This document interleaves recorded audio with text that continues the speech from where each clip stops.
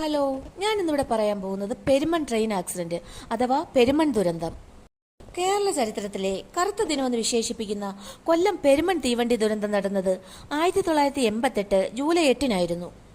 കൊല്ലം ജില്ലയിലെ പെരിനാടിനടുത്തുള്ള പെരുമൺ പാലത്തിൽ നിന്ന് ബാംഗ്ലൂർ കന്യാകുമാരി ഐലൻഡ് എക്സ്പ്രസ് പാളം തെറ്റി അഷ്ടമുടി കായലിൽ മറിഞ്ഞുണ്ടായ വൻ അപകടമാണ് പെരുമൺ ദുരന്തമെന്ന് പറയുന്നത്. കേരളത്തിൽ നടന്ന വലിയ ട്രെയിൻ അപകടങ്ങളിൽ ഒന്നായ പെരുമൺ ദുരന്തത്തിൽ 105 പേർ മരണപ്പെടുകയും 200-ലധികം പേർക്ക് പരിക്കേൽക്കുകയും ചെയ്തു. ഇന്നത്തെ തലമുറയിൽ ചിലർക്കെങ്കിലും പെരുമൺ ദുരന്തത്തെക്കുറിച്ച് അറിവുണ്ടാകും. ദിനംതരം പലവിധ അപകടങ്ങൾ നടക്കുന്നതുകൊണ്ടാണ് അങ്ങനെ പറയേണ്ടി വരുന്നത്. എന്റെയൊക്കെ കുട്ടിക്കാലത്ത് നടന്ന ഈ അപകടത്തിനെ പറ്റി ഇത്രത്തോളം ഭീതിപ്പെടുത്തുന്ന യാഥാർത്ഥ്യം ഉണ്ടായിരുന്നുവെന്ന് അന്ന് അറിവില്ലായിരുന്നു. പെരുമൺ ദുരന്തം നടന്നിട്ട് ഏകദേശം 36 വർഷത്തോളമായിട്ടും ഞെട്ടലോടെയാണ് കേരളം ഇന്നും, പ്രത്യേകിച്ച് കൊല്ലത്തുകാർ, ആ സംഭവം ഓർക്കുന്നത്. ഇന്നും പെരുമൺ ദുരന്തത്തിനുണ്ടായ കാരണം അജ്ഞാതമാണ്. കേരളത്തിലെ കൊല്ലം ജില്ലയിലെ പെരിനാട് അഷ്ടമുടി തടാകത്തിന് കുറുകെയുള്ള പെരുമൺ പാലത്തിൽ പ്രാദേശിക സമയം ഏകദേശം ഉച്ചയ്ക്ക് 1:15-നായിരുന്നു അപകടം. ബാംഗ്ലൂരിൽ നിന്ന് ട്രിവാൻഡ്രം സെൻട്രലിലേക്ക് പോവുകയായിരുന്ന ട്രെയിൻ നമ്പർ 26 ഐലൻഡ് എക്സ്പ്രസിന്റെ 10 ബോഗികളാണ് പാളം തെറ്റി തടാകത്തിലേക്ക് വീണത്. 14 കോച്ചുകളിൽ എഞ്ചിൻ പാഴ്സൽ ബാൻ, ഒരു സെക്കൻഡ് ക്ലാസ് കമ്പാർട്ട്മെന്റ് എന്നിവ മാത്രമേ പാളം തെറ്റുമ്പോൾ പാലം കടന്നിരുന്നുള്ളൂ. വെള്ളത്തിലേക്ക് വീണ 9 കോച്ചുകളിൽ 2 എണ്ണം തലകീഴായി മറിഞ്ഞു.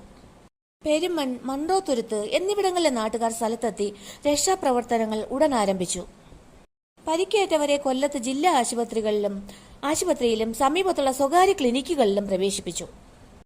ദുരന്തത്തിന്റെ വ്യാപ്തി മനസ്സിലാക്കിയ ശേഷം 140 കിലോമീറ്റർ അകലെയുള്ള കൊച്ചിയിൽ നിന്ന് 3 ഹെലികോപ്റ്ററുകളും 100-ലധികം നാവിക മുങ്ങൽ വിദഗ്ധരും സംഭവ സ്ഥലത്തേക്ക് അയച്ചു.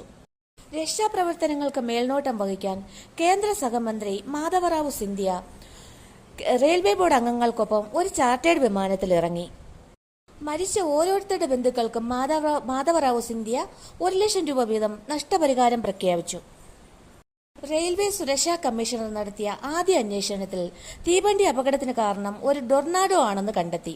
ഈ കണ്ടെത്തൽ പൊതുജനങ്ങൾക്കിടയിൽ വ്യാപകമായി തർക്കിക്കപ്പെട്ടിട്ടുണ്ട്.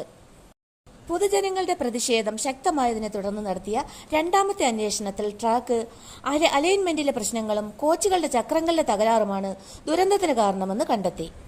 ഔദ്യോഗികമായി അംഗീകരിക്കപ്പെട്ടിട്ടില്ലെങ്കിലും ട്രെയിനിന്റെ അമിത വേഗത അപകടത്തിന് കാരണമായെന്നും പാലത്തിന് കുറുകെ എത്തിയപ്പോൾ ട്രെയിൻ അതിവേഗമാണ് ഓടിക്കൊണ്ടിരുന്നതായും ദൃക്സാക്ഷികൾ പറയുന്നുണ്ടായിരുന്നു.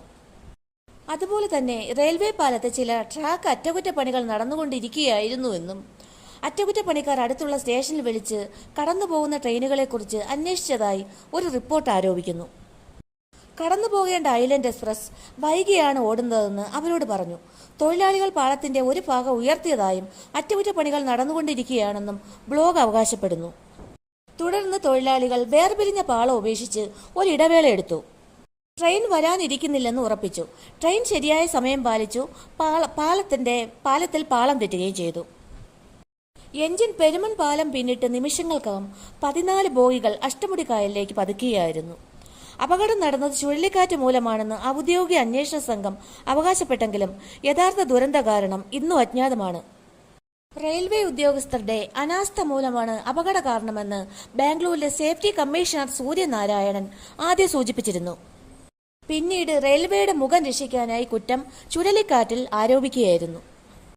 ദുരന്തം നടന്ന ദിവസം പാലത്തിന് സമീപത്തും പാളത്തിൽ ജോലികൾ നടക്കുകയായിരുന്നു. എഞ്ചിൻ പാളം തെറ്റിയത് ശ്രദ്ധയിൽപ്പെട്ട ഡ്രൈവർ പെട്ടെന്ന് ബ്രേക്ക് ചെയ്തപ്പോൾ ബോഗികൾ കൂട്ടിയിടിച്ച് അഷ്ടമുടി കായലിലേക്ക് വീഴുകയാണ് ഉണ്ടായതെന്ന് റെയിൽവേ അധികൃതർ ഒഴികെ ബാക്കി എല്ലാവരും വിശ്വസിക്കുന്നു. തീവണ്ടി അമിത വേഗത്തിലായിരുന്നുവെന്നും പരിചയമില്ലാത്ത ആരോ ആണ് തീവണ്ടി ഓടിച്ചിരുന്നതെന്നും അതിവിദഗ്ധമായി ബ്രേക്ക് ഇട്ടതാണ് അപകട കാരണമെന്നും രഹസ്യ ചർച്ചകൾ ഉണ്ടായിരുന്നു. ചെറിയ കാറ്റും ചെറിയ മഴയും മാത്രമേ ആ ദിവസം ഉണ്ടായിരുന്നുള്ളൂ എന്നും അപകട ദിവസത്തെപ്പറ്റി സമീപവാസികൾ പറയുന്നു. ടൊർണാഡോ ആണ് അപകട കാരണമെന്ന് മുൻ വ്യോമസേന ഉദ്യോഗസ്ഥനായ CS നായിക നടത്തിയ അന്വേഷണത്തിൽ അടിവരയിട്ടതോടെ പിന്നെ അന്വേഷണമൊന്നും നടന്നില്ല. അപകടത്തിന് ശേഷം റെയിൽവേ പെരുമണ്ണിൽ ഒരു പുതിയ പാലം നിർമ്മിച്ചു. ദുരന്തം നടന്ന 5 വർഷത്തിന് ശേഷമാണ് പാത ഇരട്ടിപ്പിക്കലിന്റെ ഭാഗമായി ഇവിടെ പുതിയ പാലം വന്നത്. എറണാകുളത്തെ സ്വകാര്യ കമ്പനിക്കായിരുന്നു നിർമ്മാണ ചുമതല. ഇവിടെ ഒരു ദുരന്ത സ്മാരകം സ്ഥാപിച്ചിട്ടുണ്ട്. ഇവിടെ ദുരന്തം നടന്ന സ്ഥലത്ത് റെയിൽവേ നിർമ്മിച്ച സ്മൃതി മണ്ഡപം വർഷങ്ങളായി കാട് പിടിച്ചു കിടക്കുകയായിരുന്നു. റെയിൽവേയുടെ കൈവശമുള്ള ഈ ഭൂമി തങ്ങൾക്ക് കൈമാറണമെന്ന് സംഘാടനകൾ പലതവണ ആവശ്യപ്പെട്ടിരുന്നു. എന്നാൽ അധികൃതർ ഇതെല്ലാം അവഗണിച്ചെന്ന് മാത്രമല്ല, വികസനം എന്ന പേരിൽ അധികൃതർ സ്മൃതി മണ്ഡപം പലതവണ മാറ്റിസ്ഥാപിക്കുകയും ചെയ്തു.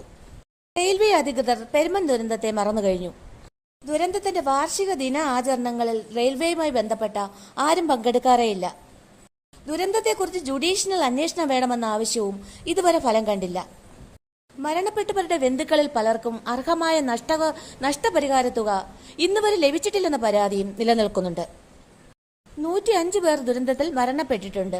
ഇതിൽ 30ഓളം പേർക്ക് ഇനിയും നഷ്ടപരിഹാരം ലഭിച്ചിട്ടില്ല എന്ന പേരിലുള്ള പരാതിയിൽ പ്രശ്നപരിഹാരത്തിനും സർക്കാർ താൽപര്യം കാണിച്ചിട്ടില്ല.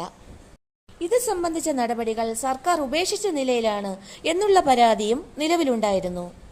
പെരുമൺ പ്രാഥമിക ആരോഗ്യ കേന്ദ്രത്തിൽ 1990 നിർമ്മിച്ച പെരുമൺ ദുരന്ത റിലീഫ് കേന്ദ്രം 23 വർഷമായിട്ടും അടഞ്ഞുകിടക്കുകയാണ്. കേരളത്തിലെ ഏറ്റവും വലിയ ട്രെയിൻ ആക്സിഡന്റാണ് 1988 ജൂലൈ 8 നടന്ന കൊല്ലം പെരുമൺ ദുരന്തം. ഇന്നും പെരുമൺ അപകടം നടന്ന സ്ഥലത്തിനടുത്ത് താമസിക്കുന്ന സമീപവാസികൾ ഞെട്ടലോടെ മാത്രമാണ് പെരുമൺ ദുരന്തത്തെപ്പറ്റി ഓർമ്മിക്കുന്നത്.